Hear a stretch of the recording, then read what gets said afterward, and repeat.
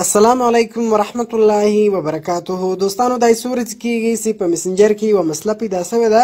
کله تاسو ته څوک وایس میسجان راولېږي، خبر راولېږي، نو کله تاسو هغه پلی کوئ نو هغه تاسو ته نه پلی کېږي. نو دا مسله تقریبا د ایسورج کیږي سی په میسنجر کې پیدا شوې ده او ماته تر لاسو هم زیاتو کسانو میسجان راولېږل سی د موږ په میسنجر کې وایس میسجان نه پلی کېږي. دا څه مسله ده؟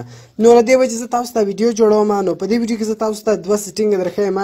کله تاسو دغه دوه سیټینګ په خپل میسنجر کې وکړئ نو تاسو ته بیرته هغه وایس میسجان پلی سي. بیا هر څوک تاسو ته وایس میسجان راولېږي نو هغه به تاسو په میسنجر کې پلی کېږي. نو ویډیو له خپل دوستانو سره خامخا شیر کړئ ترڅو هغه هم له دې سیټینګ څخه فایده واخلي او د داسې نور ښایسته ښایسته ویډیوګانو لپاره زموږ چینل سبسکرایب کړئ ځکه موږ هره ورځ دغه رقم ښایسته ښایسته ویډیوګانې په خپل چینل کې اپلوډ کوو. نو زه د ویډیو په طرف ویډیو شروع کوو.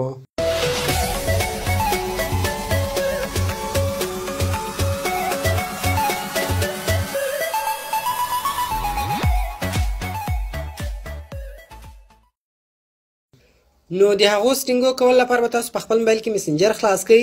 کله تاسو په خپل موبایل کې میسنجر خلاص کړئ نو په دا کونج کې تصویر را روان ده. دلته به تاسو د فیسبوک د آی ډي تصویر وي. نو په دغه تصویر باندې به تاسو کلیک وکړئ. کله تاسو په هغه تصویر باندې کلیک وکړئ نو تاسو ته به د میسنجر ټول اپشنان خلاص شي. نو دلته به تاسو لاندې راسي. دلته ګورئ زه تاسو ته دوه اپشنان درښیم. هغه دواړه اپشنان به په میسنجر کې بند کړئ. لاندې به راسي ګورئ دلته اول اپشن ده پری میسنجر. په دغه پری میسنجر باندې به تاسو کلیک وکړئ. کله تاسو په پری میسنجر باندې کلیک وکړئ نو که چیرې دغه پری میسنجر اپشن تاسو د موبایل په میسنجر کې آن وو نو دغه اپشن به بند کړئ.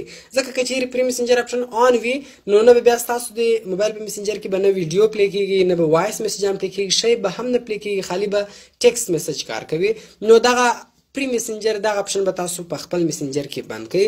دغه رقم دویم اپشن ده په دې کې ګوره ډیټا سیور. په دغه ډیټا سیور باندې به تاسو کلیک وکړئ.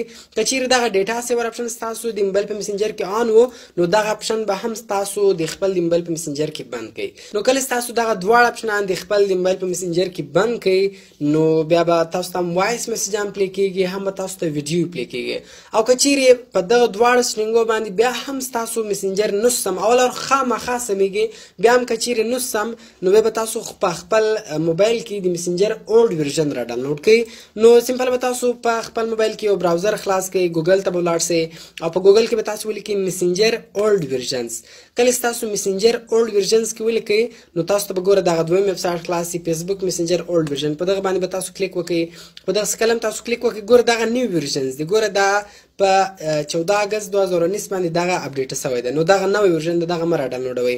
دا په 24 اپریل باندې اپډیټ شوی. نو تاسو به لیک لاندې ولاړ شئ او دغه به را ډاونلوډ کړئ. په دې که هر یو وي دغه لاندې والا هر ورژن چې مو خوښ وو په هغه ورژن باندې به تاسو کلیک وکړئ. په ډاونلوډ بټن باندې به تاسو کلیک وکړئ نو هغه نوی میسنجر ډیلیټ کړئ، دغه میسنجر انسټال کړئ.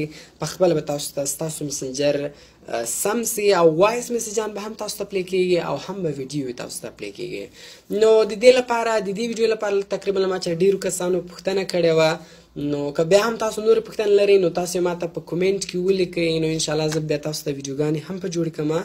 نو کوم چیرې ویډیو خوښ شوی ویډیو در سره لایک کړئ، له خپلو دوستانو سره خامخا شیر کړئ او د داسې نورو ښایسته ښایسته ویډیوګانو لپاره زموږ چینل سبسکرایب کړئ ځکه موږ هره ورځ دغه رقم ښایسته ښایسته ویډیوګانې په خپل چینل کې اپلوډ کوو. نو ملاوي خپل نور ښایسته ښایسته ویډیوګانو کې په دعاګانو کې مې یاد ساتئ.